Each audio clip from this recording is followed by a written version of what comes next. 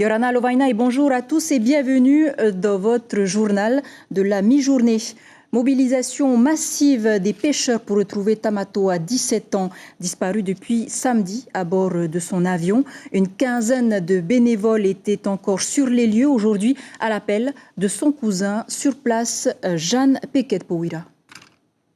Yorana Chiquita, eh bien nous nous trouvons ici à la marina de Tehoro à Papara où nous avons rejoint Tamatea qui depuis ce matin s'est mis à pied d'œuvre pour assister et porter assistance à cette famille qui depuis 7 heures s'est mis à l'eau dans le but de retrouver ne serait-ce que quelques éléments concernant la disparition de cet avion.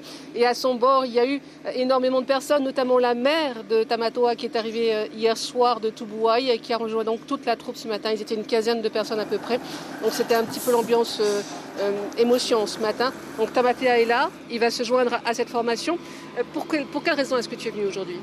En fait là, je suis ici pour chercher le cousin. Et toujours en mer. Puis là, il y a beaucoup d'émotions. Bon, on va essayer de le trouver. On va prier un peu notre petit Jésus, notre petit Seigneur, qu'on le retrouve. Comment est-ce qu'il était, Tamatoa? C'était un gars qui ne parlait pas beaucoup. C'était un gentil gars. Et maintenant, on va essayer de le chercher et faire tout notre possible. Je remercie aussi tous ceux qui sont là, au rassemblement. Tous les pêcheurs, les petits parents de Totira, toute la famille, nous on vient de Mahina. Ceux de Piré, les pêcheurs qui sont ici, les pompiers, la police, tous ceux qui sont réunis ici aujourd'hui. En espérant bien sûr de le retrouver moi aujourd'hui. Merci infiniment Tamatea pour ce témoignage. Donc voilà, Chiquita, nous étions donc en direct de la marina de Tehoro. Voilà, on voit donc que l'émotion est pas palpable sur place, en tout cas, faïteto à tous pour retrouver Tamatoa.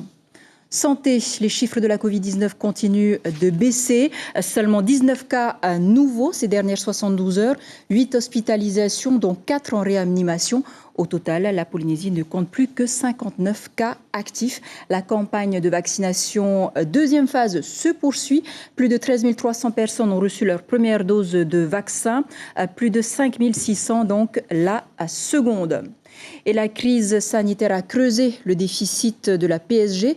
Yvonique Raffin, le ministre de l'économie, l'invité café de ce matin, a évoqué cette problématique, notamment la branche des retraites de la PSG d'un budget global annuel de 130 milliards de francs. 100 milliards sont affectés au paiement donc des pensions de retraite. Or, aujourd'hui, avec seulement 2 actifs pour un retraité, et la crise, bien sûr, qui s'en est suivie, le financement de ces pensions est remis en question. On l'écoute.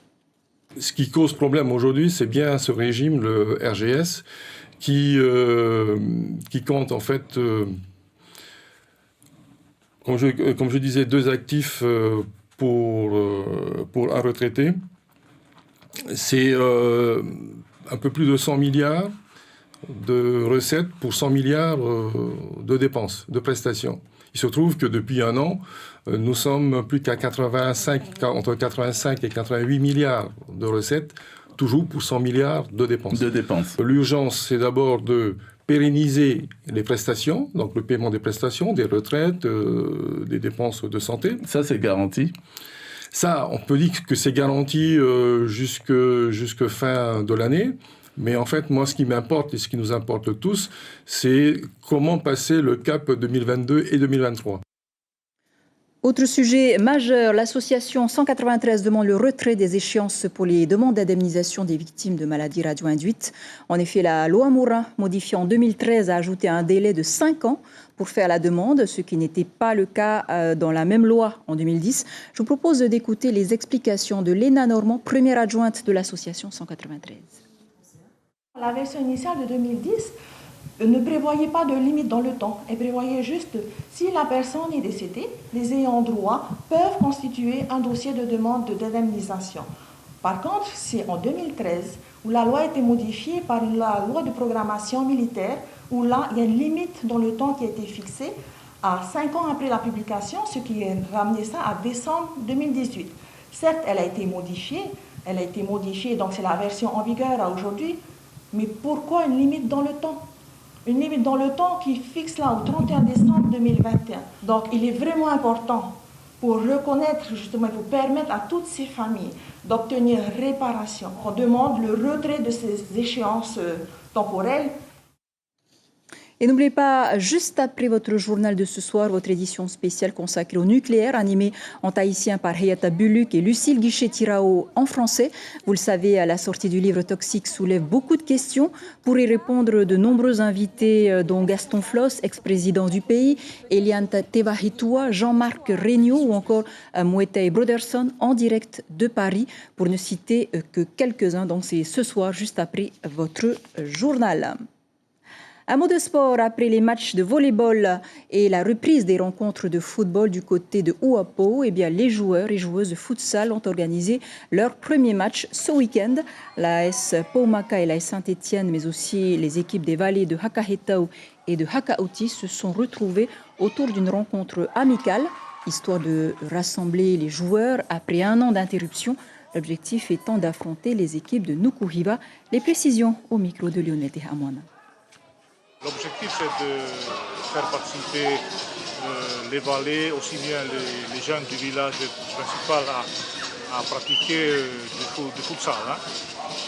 Et peut-être dans les mois à venir, on va organiser des rencontres entre Nukuhiva et Ouapo. Et pour terminer, une triste disparition, celle de Joseph Chossois, entrepreneur et patron de RI Création. Joseph Chossois était connu pour ses peintures, inspirées par son mentor Adrian Herman Gowell. Il trouve sa propre griffe et peint la Polynésie dans son authenticité. Son parcours lui vaut le Dixit d'or de l'économie en 1997. Il se voit également décoré de l'Ordre des Chevaliers de la Légion d'honneur. Une veillée est prévue demain soir à 19h au domicile familial. L'inhumation est prévue mercredi. Nous souhaitons aussi toutes nos condoléances à sa famille. C'est la fin de ce flash. Si vous êtes à table, bon appétit. À tout de suite pour votre journal en Réau Tahiti.